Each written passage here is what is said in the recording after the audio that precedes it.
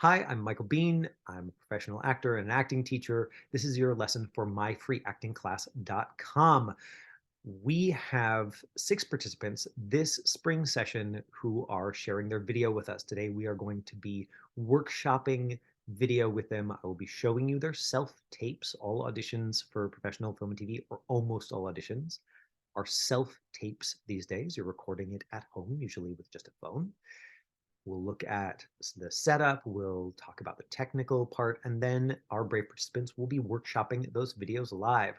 There will be space for your questions. So if you are watching live or if you are watching this on YouTube and you're like, oh, I wish that I could ask my questions in real time, you can find the Zoom link on myfreeactingclass.com or join our mailing list there to get it sent right to your inbox.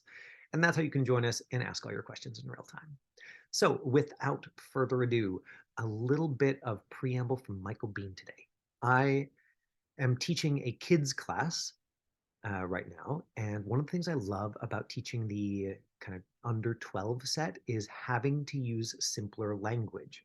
And so sometimes having to use simpler language gives me the opportunity to break down complex ideas and in a way that I find useful as an actor and as a teacher. So one of the things that you've heard me say over and over again, if you have been listening to these messages or these videos rather, is that acting for film and TV has to be believable. Like we have to believe it when we watch it. And when we get into style, that can get confusing. It's like, well, wait, how is it that it's supposed to be believable if I watch a Disney show or a Hallmark movie and I watching it, I'm like, this is super cheesy. I don't get it. How does this fit with Michael Bean's thing that it has to be believable? And it has to be believable to the audience of that particular style.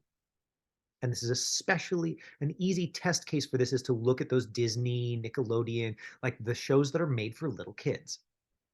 They're made for so that, of course, people at all ages watch them, but they're made so they can be understood and appreciated by kids as young as 4 and 5, which means that it's not that the acting is necessarily over the top, but it is extraordinarily simplified, emotionally simplified. Because if you talk to a 5-year-old and you're having a complex emotional experience, like I'm jealous, you know, and you're trying to portray that, the 5-year-old's going to watch it and go, I don't get it.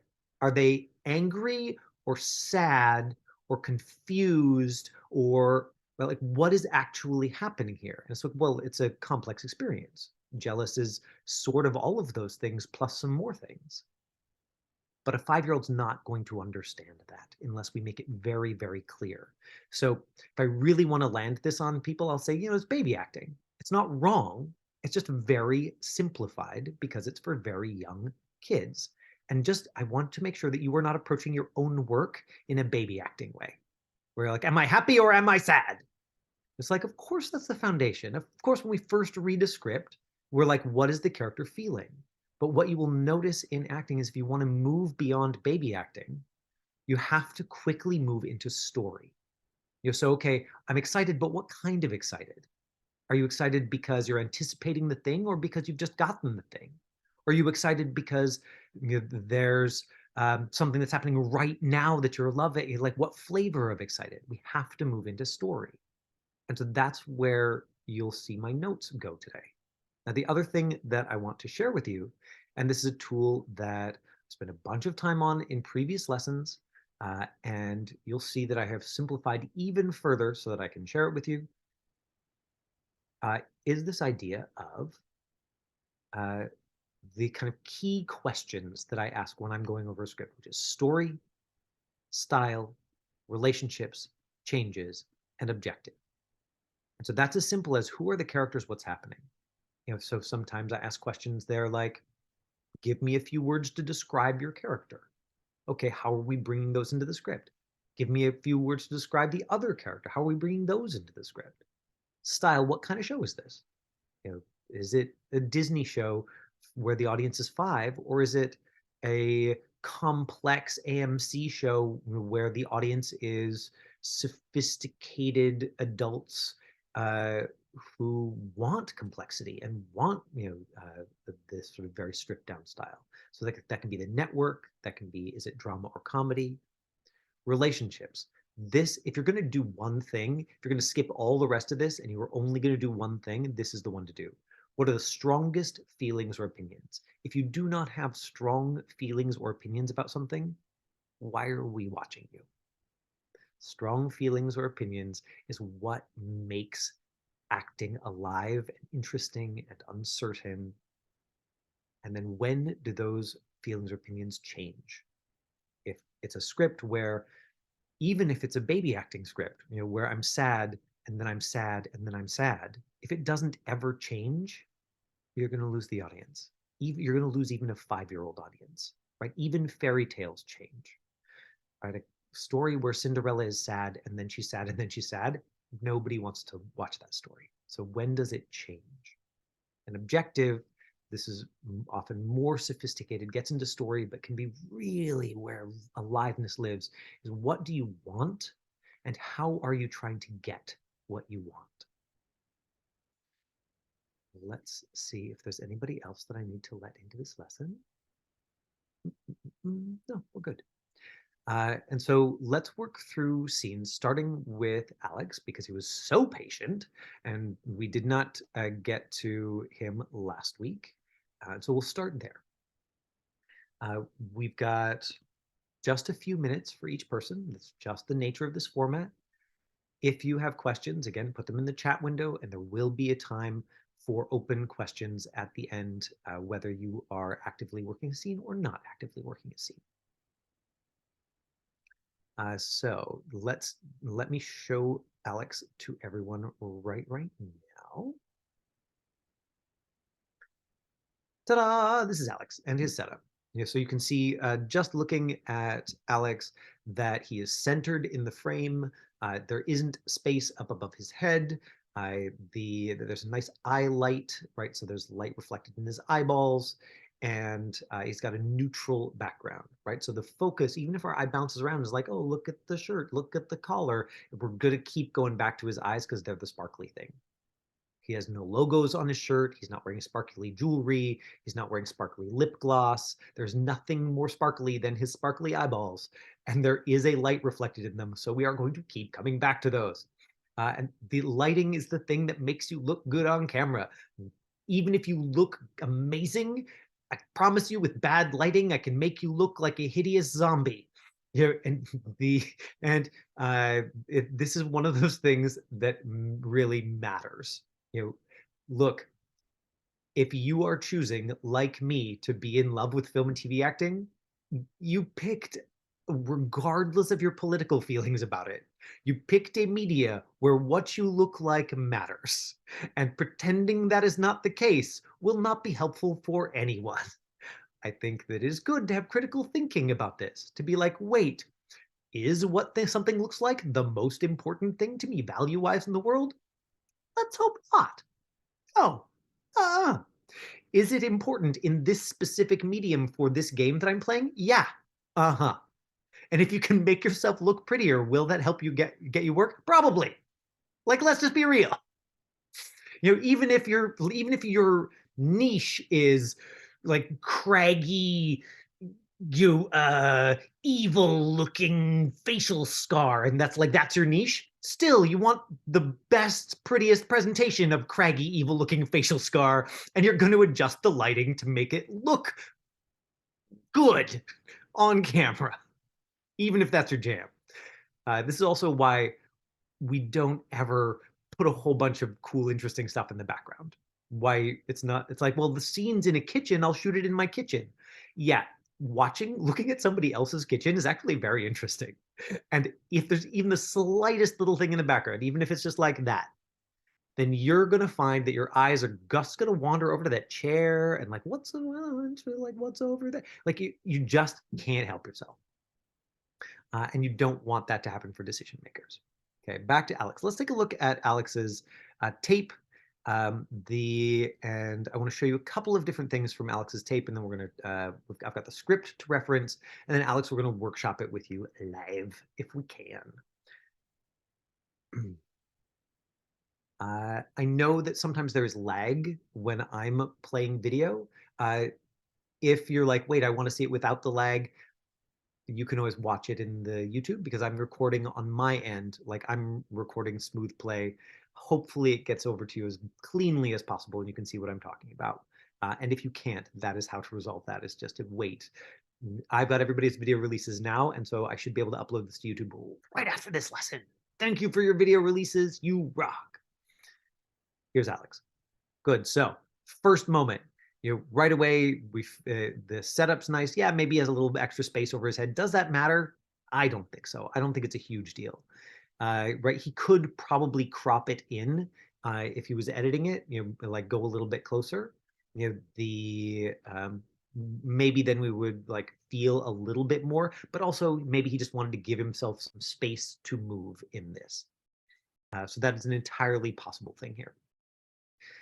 There's an eye light reflecting his eyeballs. There's a neutral background, right? This is enough. And here's the actual work. Okay, I know I have a limit. I know, and I get that. Believe me, that much I understand. And I know you're not thrilled with me right now, but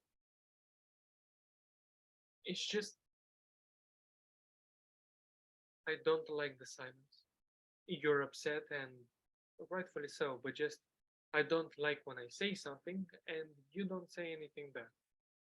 Okay, so this first bit, he is talking in a conversational way. There's not he's not forcing the dialogue. So the dialogue's coming out clean. He chose something explicitly, deliberately challenging here, which is a monologue. Okay, more challenging than dialogue. He also chose a monologue where he is supposed to be looking for a response from the other person. So if I had just watched these first 30 seconds, I'd have some notes here about taking your time and responding properly. And let me see if I can find sort of the right spot here. But if we go ahead just a little ways, you'll see that here around the 40-second mark, those reactions start to get really alive and interesting. P.S. This is really substantial growth for Alex. I mean, this is 3 minutes of monologue where he's talking. I'm not seeing him look for lines. His attention is on the person he's talking to, and he's putting in these feelings or opinions that are very alive. That was a joke. Right? So there's a reaction to what's happening inside him. We see that he's seeing it over there. It doesn't look like he's putting on the face. It looks like he's having this real experience, and that's what we want. For an attempt. Okay, look. Good use of physicality. Can you just say? And then he pauses and he waits for her to talk. Anything? And there's that little micro reaction. Scream. Yell. Shout. Scream, shout. Yell, shout. Right, so really fun. So if we were going to go back and zoom in on that, there's so many complex micro reactions happening here that you can't choreograph them, not meaningfully. And certainly not and get away with it, not without an enormous amount of practice. That is very unlikely to happen. But if you have strong opinions, and you are then imagining yourself into this, then maybe you can get that flow of moment-to-moment reaction. So let's just look at this. Okay, look. Can you? Right, that pause, the breath. Say. There's a pause, the blink, the little Anything? head shake. His eyes go off to the side. He dropped down. You can imagine that, like just this 10 seconds, if we were going to choreograph it, it would be too complex. You would sort of lose the thread. And so this is why when people say, oh, like, should I make this face? Does this face do that thing? I'm like, well, maybe you could do that if you're doing a 15-second tape. But meaningfully as an actor, we're going to need to move past what do I look like and into what are you imagining out there in the world and how does it get there? Now, for me watching this tape, Alex, and now let's go back to you and workshop it. Let's workshop these first 30 seconds because this is the first 30 seconds of the monologue where I'm like, oh, this is an actor doing a monologue. And then about 40 seconds in, then I really drop into the relationship with the person. And so this is where improvising into it would have been really useful. Basically, get your wiggles out in 30 seconds of you just, because this is a self-tape, of you just being like, ah, yeah, And now I'm in the scene from the first line, and then cut out all that stuff before, which is what we focused on in our last session. So we can try that today if you want. But I want to start by just workshopping these first 30 seconds and seeing if we can find some utility in the relationship. We've just got a couple of minutes, and then I'm gonna have to move on. So so when you're ready, let's just jump right into this tape. I've got the script here in front of me. Okay, Okay. go right So ahead. I just improvise first, right? Yes. Yeah. You're kind of annoying too, you know? I didn't like you in the first time. Okay, I know I have already said enough. I know. And I get that. Believe me, that much I understand. And I know you're not thrilled with me right now, but I just don't like when I say something and you don't say anything back. Perfect. Good. Verbally. So you can imagine that start, like he's still rushing it a little bit, right? He's still jumping right from one sentence to the next because he knows he's got 3 minutes of text. And on some level, he's like, got to get through it, right? So we can just slow him down. Not a lot. It's really like, we're only going to slow him down like 10, 15%. But now what if we do a different improv? Then you'll see that we get a very different take up the top. So now improvise the apology. Just, I'm sorry. I'm really sorry. I messed up. Look, of course you're mad. I did it again. Well, like just fall on your sword for 30 seconds and then give a pause where like she should say, okay, I forgive you. And instead she just sits there simmering with rage because you messed up again. And let's see what that does to the beginning. And like I said, slow down just enough that at the end of each sentence, there's that little pause where you're looking for a reaction. The more your focus is out there, the more interesting you become to watch. Take it from that improv. Sorry. I know it's the 10th time I'm saying sorry today, but I just, please, please forgive me. It's the last time, I swear to God. Okay, I know I have already said enough.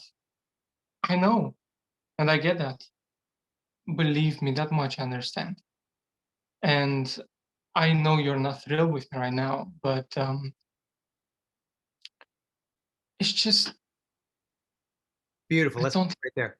So you see everybody, what we're getting there is a whole series of micro expressions, and they're different each time.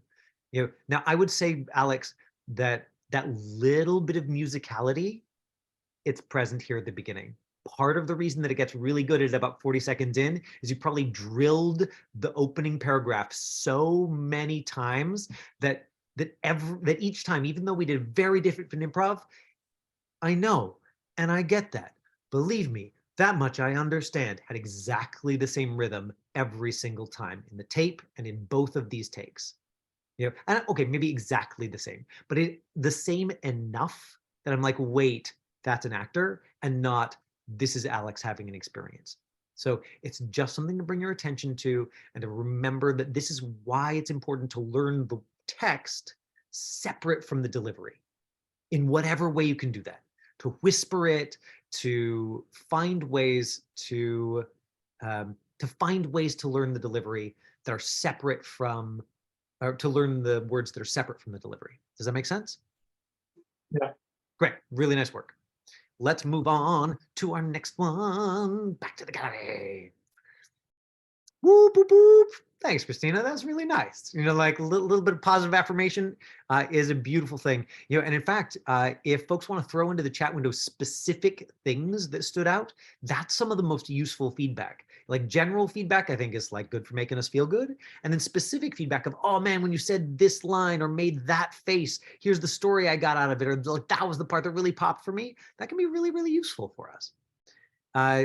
Duke, we didn't get a chance to workshop with you last time. Are you ready to jump right in? Can we work on your tape right now? Yes, please. Excellent. My video. Okay, let's, while Duke's doing that, let me show you a picture of, first I will show you the video of Duke doing his tape, just like a little clip of it. And then I want to show you a picture of his setup. Remember last week I was like, wouldn't it be cool to see pictures of people's setup? So Duke sent us a picture of his setup. So this is what the tape looked like. Finding it, ta-da. Okay, boom, there's the tape. He was concerned about the wrinkles in the background. For me, those are much less of an issue than the lighting. The lighting is it's quite dark, and if you compare that, to the lighting in the tape from the week previous, okay, right? There's no wrinkles, sure. Like it does that make it a little bit less distracting, maybe, but also what is more significant to me watching this, is that the lighting is better, right? Like I'm seeing more light. He's closer in. Like that matters to me more here watching it. Here's what his setup looks like, and setups. It's always chaos, right? Look, there's like a stack of storage boxes, and then there's the thing, and like, it looks like he's got a nice camera, but a lot of us are just recording on our cell phones. Certainly, I'm recording my auditions on my cell phone. I just want to keep reminding you that, like, as long as the tape looks good, it's fine if everything else is chaos. It's more than fine. It's really normal. That's like on set, that's what happens, is that everything else is chaos. Like that's the way it works. So let's go and look at a little piece of Duke's tape from today. Mom, I said I'm fine. It's me. Can I come in? Oh, here we go. Mom, I said I'm fine. It's me. Can I come in? Okay. Right, so there's a knock on the door and then him opening the door, and he's absolutely remembering to keep the mime off camera. What's odd for me here at the beginning is that, he doesn't do the knock and he doesn't step into the room. And so that's the first thing that I'm going to do when I workshop with him, is I'm going to bring those in, and hopefully you'll see that, oh yeah, that does bring a little bit more reality in air quotes, into this.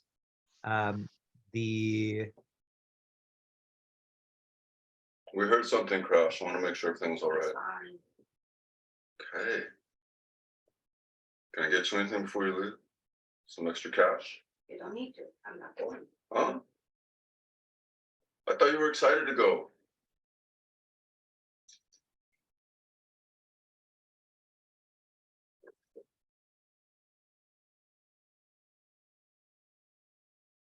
You look good here. Right, so I really like this moment, Duke, and I want to come back to it and talk about it, when we're workshopping the scene, because here's a change. Like the relationship with the photo, which I think was made clear in the script, was a separate relationship. You got here, and and it softened you a little bit, and now that's one of the things that you want to work on, is that vulnerability. Well, we're downstairs if you need anything. Okay, great.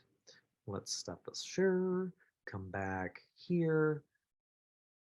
And so, Duke, let's jump in and workshop the start of the scene. Are you set up so that you can be standing, or are you not able to do that with your current setup? Maybe I can change it quickly. Okay, I'm gonna mute you while that happens, so we don't have to listen to the. And in the meantime, I will find an excuse to talk to everybody else about something. Maybe I'll show you the script, and that will give you context, for workshopping of Duke's scene. So here is the script. There's a knock at the door. Mom, I said I'm fine. It's me. Can I come in? Leo sits up, surprised. There's an ad lib. We heard something crash. Where are we? Michael, unsure of what to say, notices a fallen picture on the floor on the ground. In it, Leo is with Audrey and another young man, all three smiling. Michael picks it up, looks at it, smiles. You look good here, right? So the reaction was written in. So in this case, this writing is very supportive. It gave us the change. Well, we're downstairs if you need anything. And so if we were workshopping the entire scene, Duke, I think that what I would encourage you to do is to let the change stay, basically, right? That you had this warm moment, and then you went back to this, the opinion that you seemed to have at the beginning, which is this like, kind of bummed, kind of, like discouraged parent, and, we got that, we saw that, I think that you could have, allowed us to go out on supportive parent who's just trying to help, which is, what I got from the smile. And I think that you fell into the trap of like, I smiled in the script because it like, and you found a real smile, you found like a real relationship there, but you're like, I did that here because the writer told me to, and then I went back to my default. I went back to where I started. And I think that this can be a more complex experience, of you're worried about your son, so there is love here in addition, to whatever else, is going on. And the picture gives us access to that. You're already doing that beautifully. It would be so easy for you to take that note. Let's just work the opening beat, okay? So I'm going to unpin myself, and let's just, oh gosh, what am I even pressing here? Because everybody loves watching people on YouTube later fuss about how Zoom is working. If we imagine the opening beat, so one of the things that I would typically do if I was doing this is I would put a chair next to me and I would knock on the back of the chair. I happen to have a table in front of me, but I would recommend using the back of a chair. Yeah, Duke. That was a question I had because the start, where the handwrite start on the side itself, came directly after the knock. Here's the knock, but it said start after the knock. Yeah, there's just saying Disregard that. Yeah, absolutely disregard that. Like if you don't use what's on the script, you got to invent your own start for the scene. Like the again, falling into the trap of like, well, this is where they put the line, so like I want to do it right, as opposed to like you're supposed to be a person in a place doing a thing. Right, they probably just don't want to see people doing this. That's my guess. They're like, oh my God, no more of this, please. And the best way they know how to do that is like, skip the knock, just come in. Right. So I would say start in the corner, so where the camera can still see you, but just a little bit further back. Right. So take a step back, back and off to one side. There you go. Right. And in the opposite direction from where your eye line is. So if your eye line is, here to the left, then you're going to start off to the right. So you can step in here. So it looks like you're walking in properly. Does that make sense? Right. So depending on what exactly, find something to knock on. And in this case, you might even just have to go all the way back and knock on the back wall, which you totally could, or you can use the top of a chair if you've got a chair there. Great. For a self-tape, we would need to find something that he didn't have to like lean down on too, because we would want to keep him looking good. But for the purposes of just workshopping, it's fine. So you knock at the door, and again we'd improv into it first. So if you wanted to start as far away from the love moment, then or if your breakdown said kind, concerned parent, then yeah, maybe you start with like, gosh, I hope he's okay. But if the breakdown says, stern authoritarian, then maybe you're like, oh my God, what is this kid's problem? He's making noise. And so we see some of that in your body right from the top. Duke? That did play a big factor. The breakdown is often, it usually comes across as gruff or rough or something like that. So right, good. So go back to so improv into it. Like what is this? And just give me like start with like what is this kid's problem? Or oh my God, this again. Before and so that and do that little improv and then knock on the door. And keep that like in your body off the top of the scene. Okay. Improv. Nope. Before you knock, I need the improv. Whenever you're ready, just start the. You want me to say something? I want you to say something. You would cut this off of the tape later. Okay. Oh God, what's he breaking now? Mom, I said I'm fine. It's me. Can I come in? Yeah. Walk in, look at the room. See like is something broken? Just ask me. We heard a loud crash. I want to make sure everything was all right. Good. And there's this downspeak that's happening right now in your voice that you'll notice in the tape, and hopefully you notice when you watch this back. And that's what is making me think sad, tired, disappointed. And because it's this, I'm going down at the end of my sentences. And I think maybe you're not hearing it or noticing it, but it does come across as emotional information, even though it is not. I mean, maybe Duke actually is very tired today. That's totally possible. But like, look at me and say, what are you breaking now? What are you breaking now? Good. And now say the line. We heard something crash. Like you're trying not to overwhelm me with it, but like that's still going on. We heard something crash. We want to make sure everything's all right. It's fine. The line is okay. I didn't go over the side before I That's came okay. to The line class. is okay. And then Michael looks at the chaos. Okay. Yeah, exactly. Okay. Good. Yeah, fine. Great.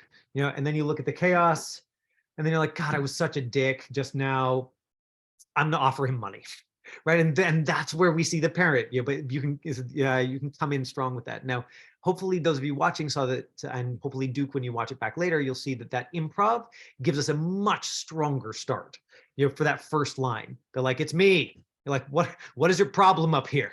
Like we're hearing it right from the top. You know, and ideally, you know, then when the camera picks up, instead of you waiting to do a thing, which is what we saw in the tape, which is like, I'm waiting, the thing's happening now, you know, like I'm not stepping, I'm just saying the lines, right? So we get actor in the first 5 seconds. And in this case, if you do that improv and then cut that off the tape, hopefully we see like aggravated father right from the first moment. You know, that's my hope for a tool like that. And I'm just throwing different things at him, you know, but I hope y'all can see that it's coming from that place of like, what is the strong feeling or opinion? What is that relationship? You know, so just a reminder of that tool set, which I just will keep coming back to because I think it is so relevant, you know, for scenes, you know, is, you know, who are the characters, what's happening, what kind of show is this, you know, and relationships. What are the strongest feelings or opinions? And when do those feelings or opinions change? You can often get these clues from the script, which you saw Duke do really well in this scene. You know, and what do you want? How are you trying to get it? If Duke was in an acting class where I had like 15, 20 minutes to workshop the scene with him, incidentally, if anybody wants to join one of those classes, just email me. I got one. Then we would be talking about his objective. Okay, so you know the way that the scene is currently coming out, like what is our sense of what he wants from the son, and what are the different ways he's trying to get that? You know, influenced by the breakdown, like you said, you know, where it says it comes across gruff or authoritarian, right? Makes more sense of him suddenly offering the kid money, doesn't it? If he comes in like, I'm a dick, and then is like, look, can I give you cash? Right. And then the picture warms it up a little bit. Right. Like, it's a trope. Like it's a like a little bit sort of more stereotyped, you know, than maybe the kind of interaction that we would have with an actual parent that has more depth to it, but they need to be able to see this in 30 seconds. It's not the dad's story. Dad probably shows up for like 2 quick clips in this, and my guess is that it follows the son. You know, so it's good writing in the sense that it's going to give us clarity in a short span of time, and that's worth thinking about when you are prepping your scenes. Let's move on to the next one. We're doing okay for timing so far. We've got Danielle. I don't think we have Dia, so otherwise I would go right into working on Dia's scene. You know, so let's look at Danielle's, and then we'll look at Shoku's, and then we'll be open for questions, comments, and concerns. Let me just quickly scan the chat too and see if there's anybody's got like good questions here that I need. Perfect. Excellent. So Danielle, are you set up so that we can I can just review the tape if you're not available to workshop today, but if you're set up to workshop via video, then I would love to do that as well. So this is perfect.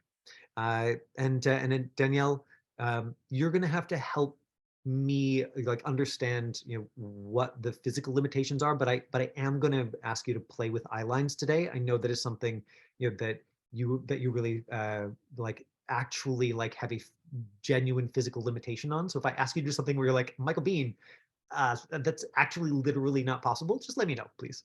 And so yeah, I think in this case, because there's 2 characters, like I'd be able to at least like turn my head a little bit when talking to one or the other. Totally. Well, so. and let me show you the tape. My issue mostly is that your eyes are down so much that I'm mostly seeing your eyes. Oh yeah, that's harder. Yes, I suspected that might be the case, but it is really worth thinking about because again, If we don't, if we see just your eyelids and not your eyeballs, then that comes across on camera as though it's emotional information. Now, if you're going out for a character who is like vision challenged in some way, it's going to read Yeah. like you are just the most amazing actor and have done this like incredibly specific visual sensory work. It's the reason why they want to hire somebody who actually has that condition to play that condition, because it's very hard for somebody else to pretend that. Right.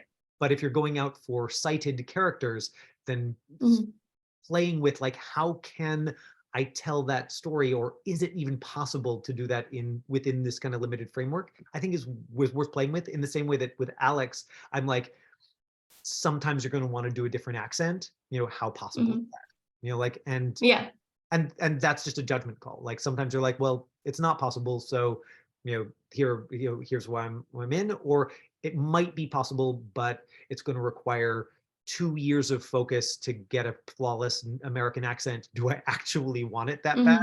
Again, that's just adult level decision making. Right. Let's take a look at this tape. This is a scene that Danielle was assigned this week, and so I'm assigning short scenes so that I can actually workshop them. But she wanted to work on something emotional, and so I found something that hopefully does the trick. It's crazy you would even consider that Hal would kill my father. I feel like I'm trapped in a nightmare. I understand it's a rough time. Yes, and I need my husband. I don't see why you're holding him if you're not going to charge him. Well, that's why I came to speak. Till I have a chance to gather a few more facts. So this is something that hasn't come up in one of the tapes previously, but I would say that right now it sounds a little bit like your reader is louder than you. It's worth thinking about that, Danielle. But look at this setup. Okay. It's got a nice clean background. The lighting, yes, is a little bit too bright on one side. So if I were you, I would move that light directly behind the camera if possible. See if having more front-facing light works better, because one side of your face and one eye is almost completely in shadow. Hal told you the facts. He was trying to help my father. Melissa, this isn't helping. You need to trust the police. Trust them. When they're ignoring the one person who probably did kill my father, Tony Galetta? I assure you we're investigating every possible. Then why isn't he in custody? I heard him arguing with my dad. He blamed him for ruining his rating with the business bureau. He said it cost him clients, money. I heard Tony Galetta say he'll be sorry. If that's not a threat, what is? Now, my hope is that doing this, you had some fun. Because it looks like you were having some fun. I would say that, so remember last week I said that sometimes you focus on expressiveness, sometimes you focus on believability. In this one, Danielle definitely focused on expressiveness. So one of the things that we could do here is we could just try and bring it back to where it's more believable. Some of that's going to be technical and about eye lines, and some of it is going to be just me encouraging her to do less. And to say, okay, like I hear you have a strong opinion about this. You don't have to show me the opinion. It's enough to just have the opinion. And first, if we have that foundation of believability, then we can ramp it up. But I think I think as an actor, it can be tempting to be like, oh, I love this feeling. Yeah, I'm gonna go right to 9 out of 10. Instead of the real experience for a person who is in distress, and especially who is like overwhelmed, is often trying to contain a feeling that is too much for them, and then having it pop out at some moment and noticing that and reeling it back in. And so something that you'll hear acting teachers say all the time is it's more interesting to watch somebody try not to cry than it is to watch them cry. I think the same is often true for somebody who is very angry, like we're seeing in the scene. Okay, let's take a look at. So Danielle, I've got the script in front of me here, and I'm just going to remove myself so that we can just look at you. Let's go through the script a little bit. Okay. So if we just take the top of the scene. Okay.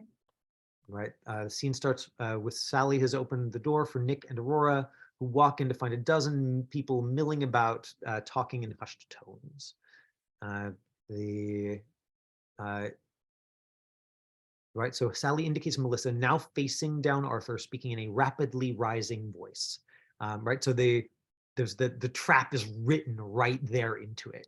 it sounds like maybe she's at a shout right at the beginning, but if the other information we have is it's hushed and she's going to rise over the course of the scene and escalate over the course of the scene, but you can start with just confrontation. Mhm. So give me this.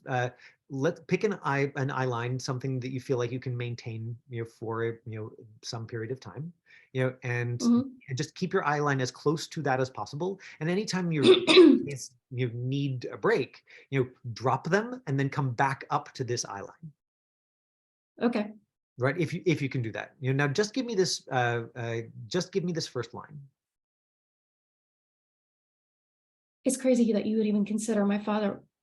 Oh, sorry. Good. Oh, I'm so glad that you're letting me workshop with you. So, because this is the thing that I want to show everybody.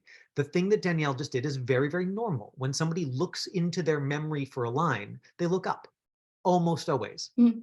It's actually one of the things that I've heard border guards are trained to look for. When they're like, hey, they're asking you some question about like where you're going or what you're doing. They're like certain kinds of looks give them different kinds of information. Which I was like, oh, that's very validating. As an acting teacher, I see that all the time. That's why I always say, if there's any chance you won't remember your line, keep it in front of you, right? Keep the script right in front of you, because if you, and I'm just going to take the spotlight back to myself for a second, because if you are doing a scene and you're like, oh yeah, that's what I want to say to you, it becomes really clear you're an actor looking for a line. But if it's right here between you and the other person and you're like, oh yeah, that's what I want to say to you, nobody even notices, as long as I come back up to speak. And so let's go back to Danielle. And so just give me this first line whenever you're ready. Yeah. It's crazy that you would even consider that hell would kill my father. I Good. feel like I'm, Yeah, your eyes are wandering up a little bit, and the more you can just yeah. pick that one. Yeah, no, see, yeah, that's like I know it's that's a really, physical thing. okay. But Is it possible to keep a consistent eye line? Even just not really. I interesting. have like nystagmus, which is like a kind of eye movement thing that goes along with my eye disease. So Right. So if I ask you to do something physically impossible, please tell me so that I can be like, okay, let's not do that. What if yeah. you just go down?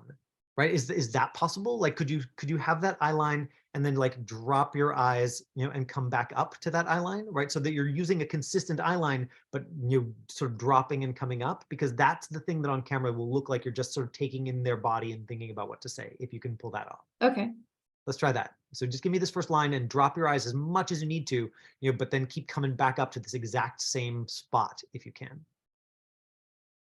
Okay. It's crazy you'd even consider that hell would kill my father. I feel like I'm trapped in a nightmare. Great. Okay. Good. Clearer. And now just like do even less with those lines, like, and right now I'm giving Danielle something really difficult because like her attention is mostly on this eye line thing, and honestly that's enough for today. Doing something technical and speaking, and sounding like you're really talking, that's difficult enough. Once she's internalized that thing, we can add the next thing and the next. But something you might want to play with, is like, I believe you've got this good, strong, clear opinion of Arthur, and you've taken it right from the line. And so what happens right now if you just speak the lines as though they're facts and trust that I'll get enough of the opinion, right? So just do less with it. Mhm. Right. And I would say that slow that down. One of the things that I saw in the tape Okay. is that, especially as you get escalated, there's this tendency for you to talk very fast in a way that I haven't heard you do when we're just talking. I think that again, there's this thing that many actors do where they're like, no, I just talk really fast. And it's like, well, maybe you do when you're like terrified, or like extremely excited, like maybe somebody talks that fast, but it sounds like emotional information to us that I don't think is relevant because it gets in the way of conveying the ideas. Like in this case, what really matters to Melissa is landing the ideas on the person. And unless she's so freaked out or so excited that she's not even like processing what's coming out of her mouth, then like that does really happen to people, but it's going to happen selectively in a scene. And that's the way it comes across when you start to speed up. So a little bit like Alex, I'm not saying like we go to 50% slow speed. I'm just saying like we drop like 10, 20% speed so that there's more time for those little pauses at the end of each sentence of like where she's looking at him to see it if it landed, and that's why she wants to say the next thing. You know, so just do less with it. You know, slow down a touch and keep practicing the eyeline thing from the top. Mhm.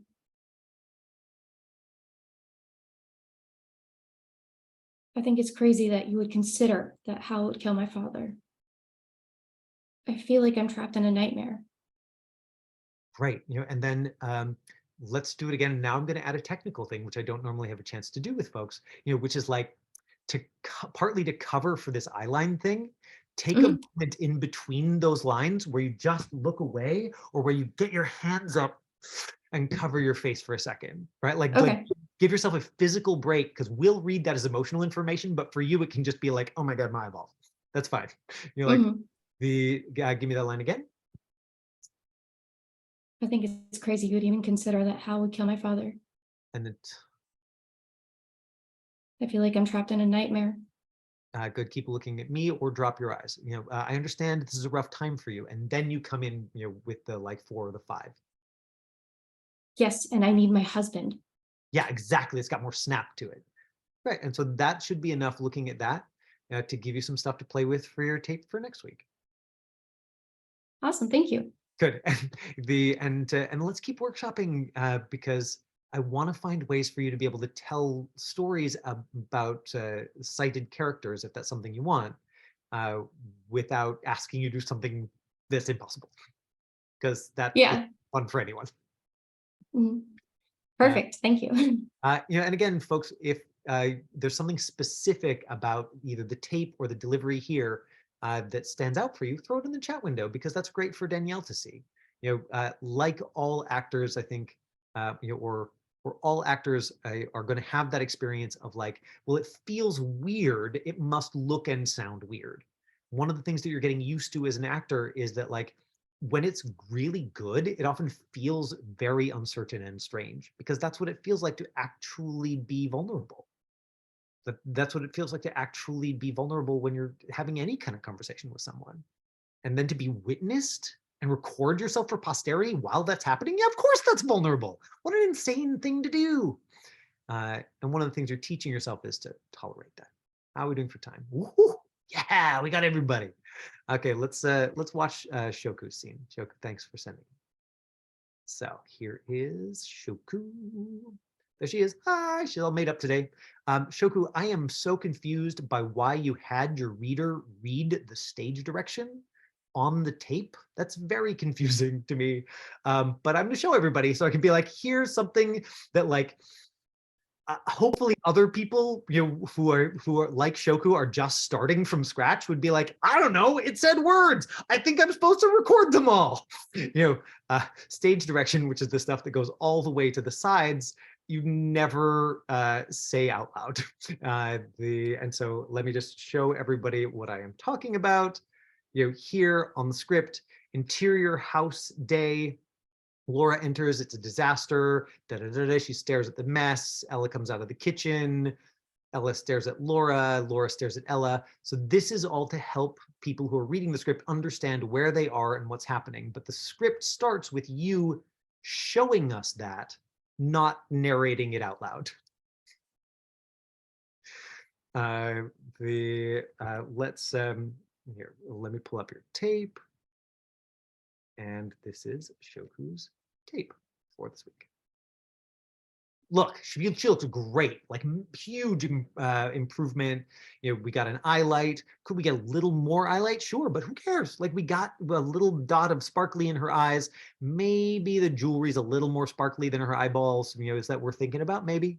You know, but we got a neutral backdrop. You know, there's nothing distracting, and she is dressed, you know, for the like, you know, mom, you know, who is, you know, like dressed up a little bit, you know, which is the sort of context for the scene. Wet towels, dirty dishes, dirty laundry. She stares at the mess. Ella comes out of the kitchen. Hair up, makeup, and wearing Laura's heels. Ella stares at Laura. Laura stares at Ella. Mom?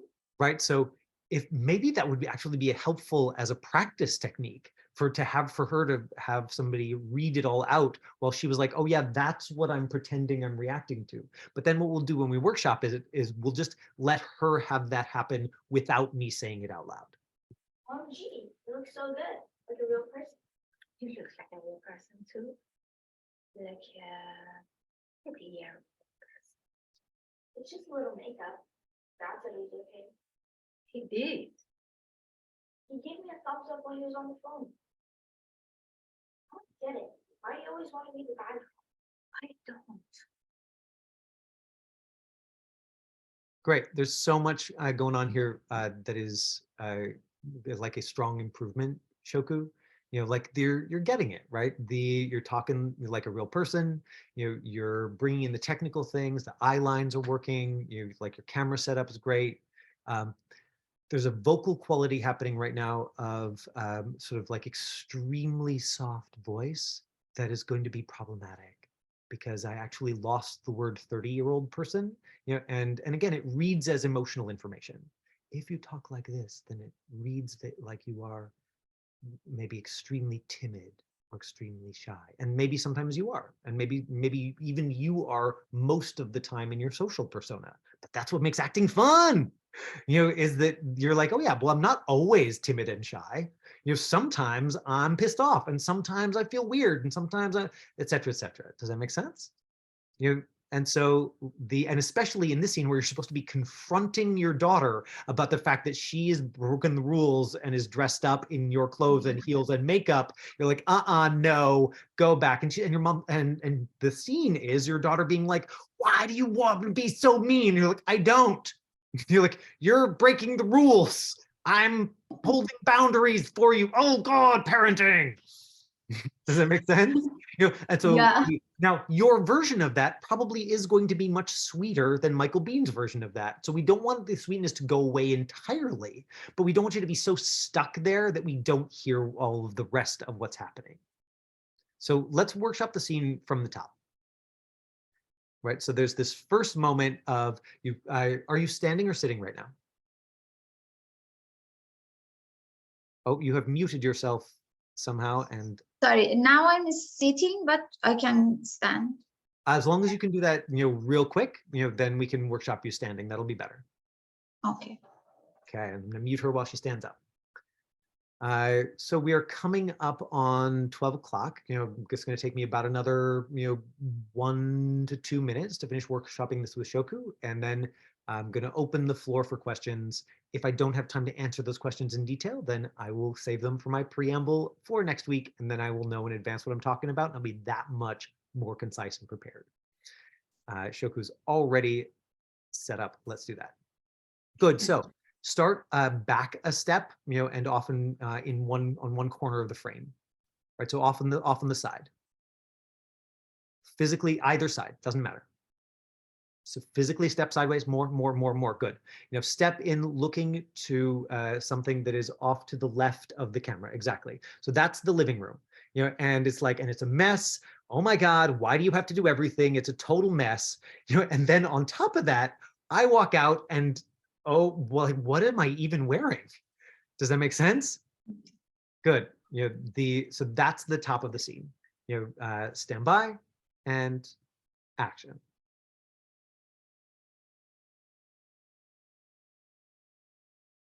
Good. Yeah. And then look at me. Mom, OMG, you look so good, like a real person. You look like a real person too. Like a 30-year-old person. Yeah, good. Now that's the opinion. That's exactly what we want. Now you don't have to do it on purpose.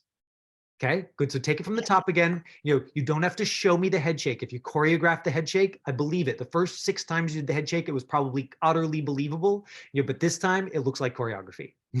Okay, great. So so this time I want you to just walk in and just narrate for yourself the mess you're seeing in your head, and just trust that it'll come out the way that it needs to. But if you try and show me with you're like, this is how I will show it, most of the time you're not going to get away with that. Once you have much more experience, then you can maybe do that with a little piece of your attention. I definitely know a lot of actors who can do that, but at the beginning, imagination first, choreography like way distant second. Yeah, but it's my real life. I know, I believe it. I believe it. It's really just that you did. Yes, now that reaction you'll see when you watch the tape later, much more interesting, much more believable. But the little programmed head shake doesn't work anymore. So I'm sorry, you have to let it go, no matter how honest it was at the beginning. Starts to go to your first mark. So I can do this like Anything, yes. Oh God, Yeah. like just let it be simple, because right now, at least as far as the camera's concerned, nobody is observing you. It's just you.